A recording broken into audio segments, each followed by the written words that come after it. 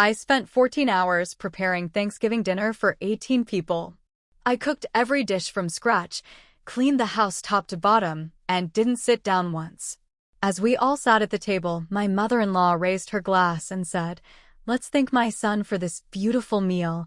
It was his idea, after all." I looked at him, waiting for him to correct her. He just smiled and took a bow. When I got up and walked out, no one even followed me. But 2 days later, he showed up crying, asking why I made a scene. I spent 14 hours straight in that kitchen. Maybe more if you count the night before. I didn't even realize how sore my body was until the day after when I could barely lift my arms. It was Thanksgiving. I lived just outside of Asheville, North Carolina. The kind of place where people still wave to you when you drive by, but they'll also judge you hard if your house looks dirty from the road.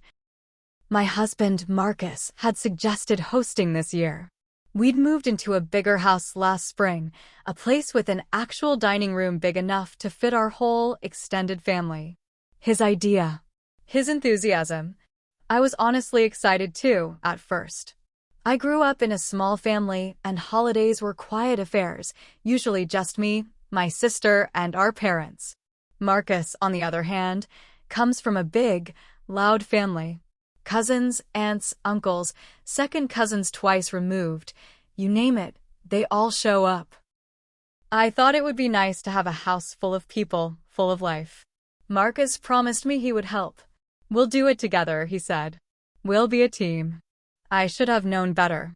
The week before Thanksgiving, he started pulling back. First it was work. "Hey, sorry, they asked me to cover an extra shift." Then he had to help a buddy fix his truck. Then he said he had to mow the lawn before the weather turned. One excuse after another. Each time, he promised to make it up to me. Each time, I got left alone with a longer and longer to-do list. I ended up planning the menu, shopping, cleaning, decorating, and of course, cooking every single dish. From scratch. We're not talking simple stuff either. I made 2 turkeys, 1 roasted, 1 deep-fried. I made mashed potatoes, sweet potato casserole, green bean almondine, roasted Brussels sprouts with bacon, cranberry sauce, not from a can. Stuffing with sausage and apples, homemade rolls, cornbread, 3 kinds of pie, and a chocolate cake because one of the nieces doesn't like pie. I even made appetizers, stuffed mushrooms, spinach artichoke dip, bacon-wrapped dates. I cleaned the house top to bottom. Scrubbed floors on my hands and knees. Polished the silver that we never even use. Made centerpieces with pine cones and little white pumpkins. Hung a homemade garland over the fireplace. By the time Thursday morning rolled around, I was running on fumes. I got up at 5 a.m. and started cooking. I didn't even shower. Just threw my hair in a bun and got to work. Marcus slept in until 10. When he finally wandered into the kitchen, he sniffed the air and said, "Smells good, babe." Then he grabbed a beer and went to watch football in the living room. I should have screamed right then. Maybe thrown the stuffing bowl at his head. But I didn't. I told myself it wasn't worth it. Told myself it was just one day. By 4 p.m., the house was packed. People brought bottles of wine and plastic containers of store-bought cookies, nothing homemade. They hugged Marcus at the door, clapped him on the back like he'd just won a Nobel Prize for throwing a party. Nobody hugged me. Nobody even looked at me twice. I kept my smile plastered on as I refilled drinks, brought out trays of food, took jackets and purses, and made sure every kid had a juice box. I didn't sit down. Not once. My back ached, my feet throbbed, and I was sweating through my sweater. Finally, it was time to eat. We all gathered around the huge dining table. 17 people plus me. Marcus stood at the head, beaming. His mother, the grand matriarch herself, raised her glass and said, "Let's all thank Marcus for this beautiful meal." It was his idea, after all. I waited. I waited for him to say something. Anything. To correct her. To tell the truth. He just smiled. Smiled and bowed, like he was some kind of king. The room erupted in claps and cheers. I sat there, frozen. I felt like I was watching my life happen through a pane of glass. Everything sounded muffled, like I was underwater. I didn't even realize I was standing up until my chair scraped loudly against the floor. Nobody looked at me. Not even when I walked out of the dining room. Not even when I grabbed my coat and keys. I drove to a little diner outside of town. Sat at the counter. Ordered a slice of pecan pie and a coffee. The waitress didn't even blink when she saw me, all dressed up and looking half crazy. Maybe she'd seen worse on Thanksgiving. I sat there for 3 hours. When I finally got home, the house was dark. No dishes were done. The turkey carcass was still sitting on the counter. Plates, half-full glasses, crumbs everywhere. Marcus was passed out on the couch. I slept in the guest room that night. And the night after. 2 days later, he showed up at the door of the guest room, puffy-eyed and sniffling. "Why did you have to make a scene?" he asked, like I had slapped his mother or thrown a drink in someone's face. I laughed. I actually laughed. Not because it was funny, but because it was so damn absurd. He didn't get it. He still doesn't get it. He still thinks the problem was that I walked out. Not that he stole all the credit. Not that he let me break my back while he drank beer and played host. Not that he let his whole family think he was the hero and I was invisible. And the worst part? Nobody from his family ever reached out. Not one person texted or called to ask if I was okay. To say thanks. To apologize. It was like I didn't even exist. I spent a long time thinking about what to do next. About what it meant that he could betray me like that, not just a little mistake, but a total betrayal of who we were supposed to be together. About what it meant that no one cared enough to even ask my side of the story. And when I finally made my decision. So I stayed in that guest room for a week. We barely spoke. He tried a few times, knocking lightly, leaving plates of food outside the door like I was some scared animal, but I didn't bite. I wasn't ready to talk. I wasn't even sure there was anything left to say. The real problem started when the gossip kicked up. One afternoon, I was standing in line at the Ingles grocery store, and I heard 2 women whispering in front of me. "Did you hear? Marcus's wife had a meltdown at Thanksgiving. Walked out. Left him to clean everything up." The second woman gasped. "Poor Marcus. Always been the sweet one." I almost dropped the carton of eggs I was holding. That's when I realized he hadn't just failed to defend me. He had let his family, and now the whole damn town, think I was the villain. That I was ungrateful. That I was unstable. When I got home, I found the proof. There it was, right on Facebook. His cousin had posted a long, syrupy status about how strong Marcus was for holding the family together during such a difficult holiday. Marcus himself had commented with a simple, "Thank you, red heart." No defense of me. No correction. No truth. I stared at the screen until my vision blurred. My hands were shaking so bad I could barely hold the phone, and that's when something in me snapped. I wasn't going to just sit there and let him turn me into the bad guy. I wasn't going to let him play the hero on my back. If he wanted a show, I was about to give him one. The first thing I did was gather up every single receipt from Thanksgiving. Every receipt from the groceries, the decorations, even the cleaning supplies. I scanned them all, made a neat little PDF, and sent it to his mother, his father, his brothers, his sisters, his aunts, everyone who had been at that table. Attached to the email, I wrote, "Since there seems to be some confusion about who made Thanksgiving happen, I thought you might like to see the proof. Happy holidays." Then I waited. The fallout was almost immediate. His mother called first. She was furious, not at Marcus, not even at herself for believing the lie, but at me for embarrassing the family. "You didn't need to humiliate him like that," she snapped. "Family is about forgiveness." I laughed right into the phone and hung up. Next, his cousin, the Facebook drama queen, sent me a nasty message, accusing me of airing dirty laundry and making a big deal out of nothing. Nothing. 14 hours of cooking, a week of cleaning, a back so sore I couldn't sleep, nothing. But then something happened that I didn't expect. Marcus's younger sister, Zoe, called me. Zoe was always the black sheep, the rebel.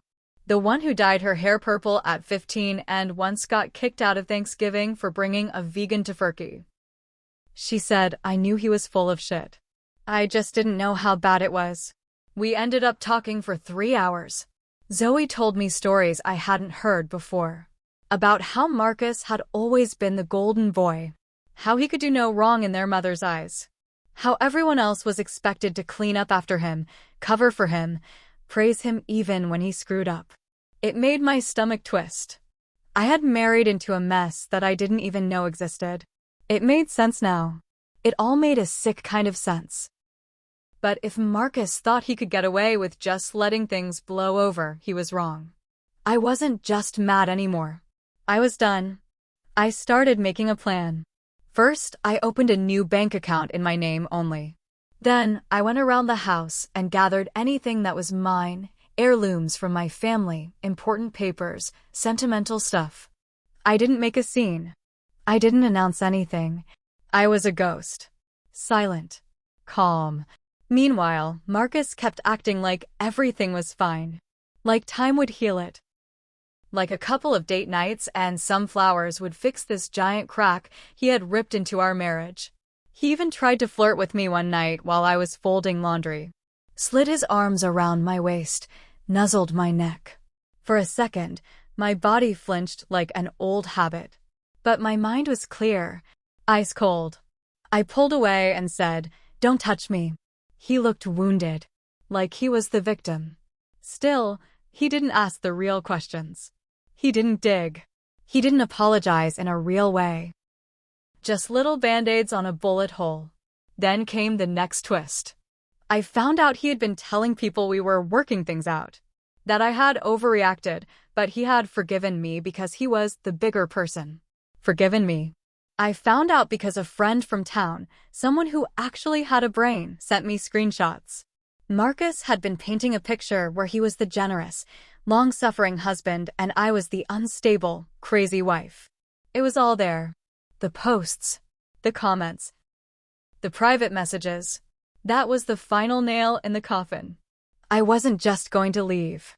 I was going to make sure everyone saw the truth. Real truth. And I had the perfect idea. I waited for the right time. It came a week later. Marcus's company was throwing a big Christmas party at the Grove Park Inn, one of the fanciest places around here. Fancy trees, huge buffets, twinkling lights everywhere. It was supposed to be a big night for him. He was up for a promotion. His boss would be there. His coworkers. Their wives. People he was trying so hard to impress. And he had already told everyone that his amazing wife would be by his side. Smiling. Forgiving. Proof that his life was perfect. He even went out and bought me a dress. Like that would fix everything. I accepted it. Smiled sweetly when he handed it to me. Told him I would be ready at 7. And I was. I got dressed. I did my hair. I even put on the gold bracelet he gave me back when things were still good. We drove there in silence. He didn't notice that I wasn't talking. Didn't notice that I was ice cold the whole ride. He was too busy practicing his humble hero speech out loud. We walked into the ballroom together. The place was packed. Big chandeliers, waiters in tuxedos, Christmas music humming through the air. And just as Marcus was introducing me to his boss, shaking hands, all smiles, I pulled out my phone. I had already posted everything. Every text, every receipt, every photo of me cooking for hours while he sat on his ass. Screenshots of his family's Facebook posts. Screenshots of what he said about me behind my back. All of it. Public. The caption was simple. Behind every great man is a woman he lied about. My notifications were blowing up. And right there, in front of his boss, his coworkers, and half the damn town, Marcus's phone started buzzing like it was about to catch fire. He pulled it out. Looked down. And his face. God, I'll never forget the way his face crumbled. First confusion. Then panic. Then that sick, sinking realization. He tried to play it cool. tried to shove his phone back in his pocket. But it was too late. People were already whispering, staring, moving away like he had a disease. I smiled politely at his boss. "Excuse me," I said. "I think I left something in the car." And then I walked out. Got into my own car because I had driven separately just in case. And left him there, standing in the middle of the Grove Park and ballroom with his whole fake world falling apart around him. But it didn't stop there. No, Marcus had bigger skeletons in his closet than I realized. About 2 days later, Zoe called me again. Her voice was low, serious. "You're not gonna believe this," she said. Turns out, Marcus hadn't just lied about Thanksgiving. He had been lying about money too. Remember how he said he was working extra shifts? Covering for other people at work? Yeah, he wasn't. He was spending the evenings and weekends gambling. Mostly online poker, but sometimes driving out to Cherokee to the casino. Thousands of dollars gone. He had opened a secret credit card, taken out a personal loan. All behind my back. The only reason it hadn't caught up to us yet was because I had been paying most of the household bills out of my own account without even realizing it. While I was busting my ass to keep our lives running, he was out there throwing money away and telling everybody what a rock he was. I felt like the floor under me cracked wide open. This wasn't just a Thanksgiving betrayal. It wasn't just pride. It was a full-blown, all-out betrayal of everything we had. I didn't confront him right away. No, I wanted to be smart. I made copies of everything, bank records, loan statements, emails, texts. Saved them in 2 different places. One online, one on a flash drive I hid in my old purse. Meanwhile, Marcus was crumbling. The Facebook post had blown up way bigger than I expected. Friends unfollowed him. Old coworkers commented. Even a few family members turned their backs. And the worst blow? His promotion got delayed. Which in corporate speak means never gonna happen. He tried to blame me, of course. "You destroyed my career," he yelled one night, his face red, spit flying. "You ruined my life." I didn't even flinch. "You did that all by yourself," I said. He stormed out, drove off into the night, and that's when the next twist hit. About 3 hours later, there was a knock on the door. Not Marcus. A sheriff's deputy. Standing there, hat in his hands, looking uncomfortable. Apparently, Marcus had gotten into a bar fight. Punched a guy who made a joke about losing the perfect wife. He got arrested for assault. I almost laughed. The golden boy. The charming son. The pride of his family. Sitting in a county jail, waiting for someone to come bail him out. He didn't call me. Not at first. It was Zoe who called and told me. She asked if I was going to post his mugshot online too. I didn't. Not yet. Because at that point, I realized something. I didn't need to destroy him. He was doing a damn fine job of that all on his own. And I had a bigger plan brewing. A smarter plan. I wasn't just going to walk away quietly. I was going to make sure that when I left, I took every single ounce of peace, security, and comfort he ever had and left him exactly what he deserved. Nothing. I didn't go down to the jail. Marcus stayed there overnight. By the next morning, I had already started filing the divorce papers. I wasn't going to fight. I wasn't going to scream. I wasn't even going to explain. I was going to be done. Clean. Cold. The lawyer I hired was a real bulldog, local woman, sharp as a tack. She knew everybody, and she knew how to move fast. Turns out, Marcus had put the house in both of our names, but he had been so sloppy with his debts that he had no real leverage. Half the credit cards were in his name only. The loan he took out? All him. And North Carolina is a marital property state, sure, but debts tied to personal gambling? Not my responsibility if proven. The lawyer smiled when she told me that. We filed a motion to split everything. I would get the house. I would keep the car I had bought with my own money. I would not be responsible for one damn penny of his secret debts. And Marcus? He would walk away with his truck, which he still owed on, and whatever clothes he could carry. That was it. The day he finally came home after the fight, he found the locks changed. I had already moved his stuff into the garage, his tools, his clothes, a few old photo albums. I didn't throw them out. I wasn't cruel like that. I was just done. I watched from the window as he stood there, staring at the garage door. Like he couldn't understand how it had come to this. Like he thought somehow, someway, he could still talk his way back inside. I didn't open the door. He pounded on it for a while. Yelled. Cursed. Pleaded. Then he slumped down on the steps, head in his hands. It should have made me feel good. Should have made me feel victorious. But you know what? I didn't feel much at all. He had sucked every ounce of feeling out of me long before that day. When he finally left, he didn't even take everything. Left some old sneakers, some broken tools. Like pieces of a man who didn't know how to clean up his own mess. The divorce went through faster than I thought it would. 3 months, all said and done. I got everything. He didn't even show up to the final court date. Probably too ashamed. Probably too broke. I heard through the grapevine that he moved into a rundown apartment closer to town. Got a second job washing dishes. Lost most of his friends. Every once in a while, somebody would bring him up. Poor Marcus, they'd say. Had it all and lost it. But no one asked why. No one asked what really happened. Because people don't like messy truths. They like neat stories. She went crazy. He was a good guy. Too bad it didn't work out. Let them talk. I wasn't going to waste another second fixing a picture for people who never bothered to look past the frame. And here's the part one didn't expect. I wasn't blameless either. I spent years ignoring the signs. Years letting myself believe that love was enough to cover laziness, selfishness, and lies. I kept quiet to keep the peace. I worked overtime to cover his slack. I smiled when I should have shouted. I waited when I should have walked away. And for that, I blame myself. But never again. Thanksgiving came around again the next year. I didn't host. I didn't cook. I didn't even decorate. I booked a cabin by myself up in Boone.